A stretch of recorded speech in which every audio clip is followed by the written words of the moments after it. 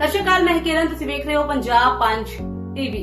ਅੱਜ ਭਾਰਤ ਨੇ ਵਿਸ਼ਵ ਪੱਧਰ ਤੇ ਇੱਕ ਅਜਿਹਾ ਇਤਿਹਾਸ ਰਚ ਦਿੱਤਾ ਜਿਸ ਨੇ ਵੱਡੇ ਵਿਕਸਿਤ ਦੇਸ਼ਾਂ ਦੇ ਹੋਸ਼ ਉਡਾ ਦਿੱਤੇ ਹਨ। ਪ੍ਰਧਾਨ ਮੰਤਰੀ ਨਰਿੰਦਰ ਮੋਦੀ ਨੇ ਹਰਿਆਣਾ ਦੇ ਜੀਂਦ ਤੋਂ ਦੇਸ਼ ਦੀ ਪਹਿਲੀ ਅਤੇ ਦੁਨੀਆ ਦੀ ਸਭ ਤੋਂ ਸ਼ਕਤੀਸ਼ਾਲੀ ਹਾਈਡਰੋਜਨ ਟ੍ਰੇਨ ਨੂੰ ਹਰੀ ਝੰਡੀ ਦਿਖਾ ਕੇ ਰਵਾਨਾ ਕਰ ਦਿੱਤਾ। ਭਾਰਤ ਹੁਣ ਜਰਮਨੀ, ਫਰਾਂਸ, ਸਵੀਡਨ ਅਤੇ ਚੀਨ ਤੋਂ ਬਾਅਦ ਦੁਨੀਆ ਦਾ ਪੰਜਵਾਂ ਅਜਿਹਾ ਦੇਸ਼ ਬਣ ਗਿਆ ਜਿਸ ਕੋਲ ਇਹ ਅਤੀ ਆਧੁਨਿਕ ਗ੍ਰੀਨ એનર્ਜੀ ਟੈਕਨੋਲੋਜੀ ਹੈ। ਪਰ ਅਫਸੋਸ ਦੀ ਗੱਲ ਦੇਖੋ, ਇੱਕ ਪਾਸੇ ਜਿੱਥੇ ਪੀਐਮ ਮੋਦੀ ਅਤੇ ਭਾਜਪਾ ਸਰਕਾਰ ਦੇਸ਼ ਨੂੰ ਵਿਕਾਸ ਦੀਆਂ ਨਵੀਆਂ ਉਚਾਈਆਂ ਤੇ ਲੈ ਕੇ ਜਾ ਰਹੀ ਹੈ, ਉੱਥੇ ਹੀ ਦੂਸਰੇ ਪਾਸੇ ਕਾਂਗਰਸ ਅਤੇ ਆਮ ਆਦਮੀ ਪਾਰਟੀ ਦੀ ਗੰਦੀ, ਘਟੀਆ ਅਤੇ ਨਕਾਰਾਤਮਕ ਰਾਜਨੀਤੀ ਇੱਕ ਵਾਰ ਫਿਰ ਦੇਸ਼ ਦੇ ਸਾਹਮਣੇ ਨੰਗੀ ਹੋ ਗਈ ਹੈ। ਜਦੋਂ ਪੂਰਾ ਦੇਸ਼ ਇਸ ਇਤਿਹਾਸਕ ਪ੍ਰਾਪਤੀ ਦਾ ਜਸ਼ਨ ਮਨਾ ਰਿਹਾ ਸੀ, ਉਦੋਂ ਵਿਰੋਧੀ ਪਾਰਟੀਆਂ ਪੰਜਾਬ ਦੇ ਵਿੱਚ ਹੰਗਾਮਾ ਖੜਾ ਕਰਨ ਅਤੇ ਪ੍ਰਧਾਨ ਮੰਤਰੀ ਦੇ ਕਾਫਲੇ ਨੂੰ ਘੇਰਨ ਵਰਗੀਆਂ ਸੁਸਤੀਆਂ ਹਰਕਤਾਂ ਤੇ ਉਤਰ ਆਈਆਂ ਸਨ। ਆਖਰ ਕਿਉਂ ਵਿਰੋਧੀਆਂ ਨੂੰ ਦੇਸ਼ ਦੀ ਤਰੱਕੀ ਹਜਮ ਨਹੀਂ ਹੋ ਰਹੀ? ਅੱਜ ਅਸੀਂ ਇਸੇ ਮਾੜੀ ਰਾਜਨੀਤੀ ਦਾ ਪੂਰਾ ਸੱਚ ਤੁਹਾਡੇ ਸਾਹਮਣੇ ਰੱਖਾਂਗੇ। आज जिंद का, हरियाणा का नाम इतिहास के पन्नों में दर्ज हो गया है। आज यहां से देश को पहली हाइड्रोजन ट्रेन मिली है।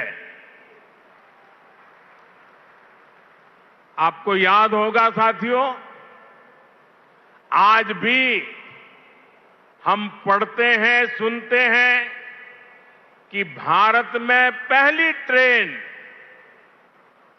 बॉम्बे से ठाणे के बीच चली थी, जिसे आज मुंबई कहते हैं।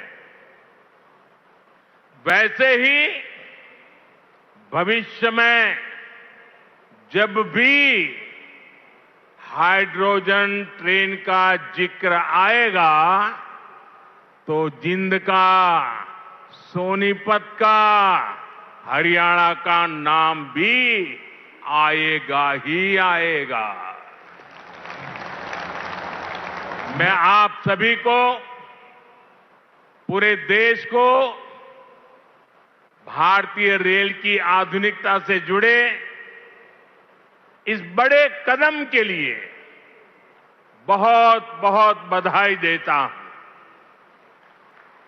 साथियों, आज 14,000 करोड़ रुपए से अधिक के अन्य प्रोजेक्ट्स भी हरियाणा को मिले हैं।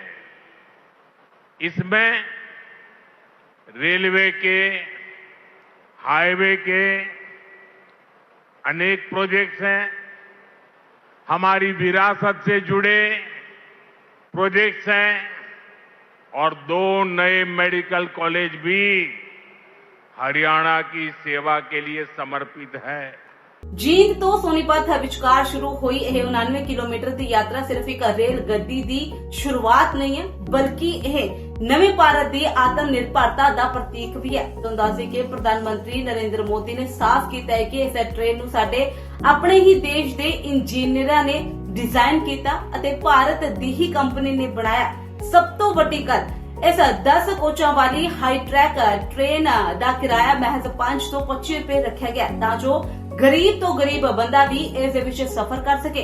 ਇਹ ਹੁੰਦੀ ਹੈ ਲੋਕ ਪੱਖੀ ਰਾਜਨੀਤੀ ਜੋ ਮੋਦੀ ਜੀ ਕਰ ਰਹੇ ਹਨ। ਹਰਿਆਣਾ ਦੇ ਪੀਐਮ ਨੈਬ ਸਿੰਘ ਸੈਣੀ ਨੇ ਬਿਲਕੁਲ ਸੱਚ ਕਿਹਾ ਹੈ ਕਿ ਪਹਿਲਾ ਭਾਰਤ ਦੁਨੀਆ ਤੋਂ ਟੈਕਨੋਲੋਜੀ ਮੰਗਦਾ ਸੀ, ਪਰ ਅੱਜ ਦੁਨੀਆ ਮੋਦੀ ਦੀ ਗਾਰੰਟੀ ਅਤੇ ਭਾਰਤ ਦੇ ਨਵੀਨਤਾ ਵੱਲ ਦੇਖ ਰਹੀ ਹੈ। हॉर्मुज के पूरे क्षेत्र में, ईरान और गल्फ में युद्ध चल रहा है और जिस समुद्री रास्ते से, हॉर्मुज से भारत बहुत बड़ी मात्रा में पेट्रोल, डीजल, एलपीजी गैस, हमारे किसानों के लिए खाद उसी रास्ते से आता है, उसी समुद्री मार्ग से आता है। लेकिन पिछले 3-4 महीनों से ये रास्ता निरंतर युद्ध का मैदान बन चुका है, संकटों से घिरा हुआ है। साथियों, अगर 2014 से पहले अगर ये स्थिति आती तो आज हिंदुस्तान का रेलवे का काम पूरा का पूरा ठप पड़ा गया होता, क्योंकि उस समय 2014 में देश का बहुत बड़ा हिस्सा ऐसा था जहां हमारी ट्रेनें सिर्फ और सिर्फ डीजल से चलती थी। अब आप सोचिए, अगर डीजल आना बंद हो गया होता और डीजल से चलने वाली ट्रेनें कैसे चलती, देश कितने बड़े संकट में आ जाता। लेकिन साथियों, 2014 की स्थिति नहीं है ये मोदी है।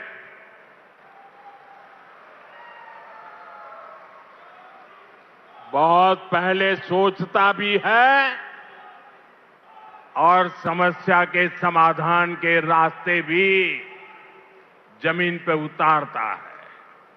आप सोचिए, भारतीय रेल के बिजलीकरण की शुरुआत, ये सुनकर के भी ये चौंक जाएंगे आप लोग।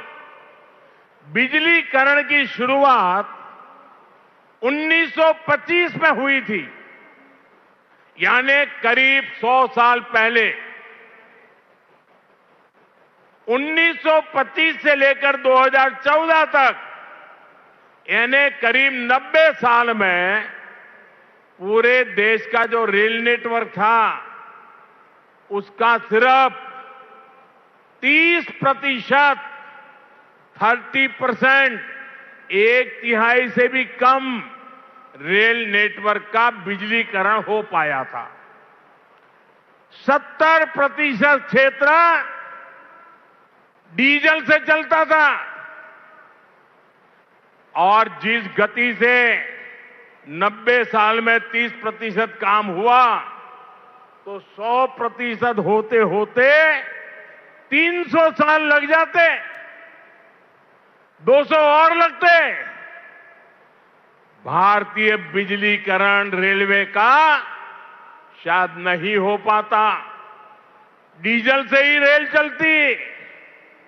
लेकिन बीते 12 वर्षों में भारत के करीब 99% रेल नेटवर्क का बिजलीकरण हो चुका है। प्रधानमंत्री ने मंच तो कांग्रेस दियां पुरानियां लाचार नीतियां दियां धज्जियां उड़ा ਦਿੱਤੀਆਂ ਹਨ। तो ਦੱਸ ਕਿ पीएम मोदी ने एक बहुत गंभीर गल समझाई कि जेकर अंतरराष्ट्रीय पद्धर ते ਜਿਹੜੀ ਕਿ ਹਾਰਮੂਜ਼ स्ट्रेट विच जंग वर्गे हालात बनते हैं तो भारत दे विच डीजल पेट्रोल की सप्लाई प्रभावित होती है। उन्होंने दस्सिया कि जेकर 2014 तो पहला कांग्रेस दे राज दे विच अजिहा हुंदा है तां देश दा पूरा रेलवे नेटवर्क जिहड़ा है तबाह हो जाता, क्योंकि रेलवे पूरी तरह डीजल इंजन ते निर्भर करता है। कांग्रेस ने 1925 तो 2014 तक यानी कि 90 साल दे विच देश दे सिर्फ 30% रेल नेटवर्क दा बिजलीकरण कीता सी, पर मोदी सरकार ने महज 12 साल दे विच ही 99% रेल नेटवर्क दा बिजलीकरण करके कमाल कर दिता है। हरियाणा वाले हिस्से का लोकार्पण हुआ है। जींद गोहाना नेशनल हाईवे भी राष्ट्र को समर्पित किया गया है। इसके अलावा अंबाला काला आम 4 लेन से भी हरियाणा और हिमाचल दोनों राज्यों के लोगों को बहुत सुविधा होगी। साथियों, अब जींद देश का ऐसा जिला बन गया है जो 5 नेशनल हाईवे से कनेक्टेड है। ऐसी कनेक्टिविटी से यहां के किसानों और पशुपालकों की उपज को बड़ी मंडियों तक पहुंचाना आसान और सस्ता होगा। इससे उद्योगों को बल मिलेगा, पर्यटन को पंख लगेंगे और इससे बड़ी संख्या में नए रोजगार भी बनेंगे। साथियों, आप सभी जानते हैं, अभी मैं कुछ दिन पहले ही इंडोनेशिया, ऑस्ट्रेलिया और न्यूजीलैंड की यात्रा से लौटा हूं। वहां भारत ने अनेक तरह के समझौते किए जिनकी बहुत चर्चा हुई है, लेकिन एक विषय ऐसा है जिस पर उतनी बात नहीं हुई। ये विषय मेरे देश के और विशेषकर हरियाणा के युवाओं से जुड़ा हुआ है, और वह विषय है खेलकूद, स्पोर्ट्स।